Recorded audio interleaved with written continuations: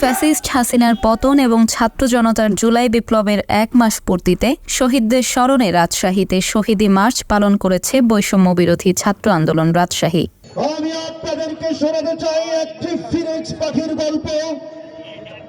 আমি আপনাদেরকে শোনাতে চাই একদল আবাবিল পাখির গল্প।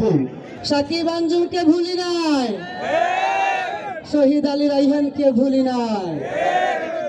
এই তালাইমারি বিজয় 24/7 থেকে বৃহস্পতিবার বিকেল 3:30টায় নগরীর তালাইমারিতে এই কর্মসূচি পালন করেন তারা। দুপুর থেকেই রাজশাহী শহরের বিভিন্ন পয়েন্ট থেকে মিছিল সহ সম্মিলিত পদযাত্রা তালাইমারিতে এসে মিলিত হয়।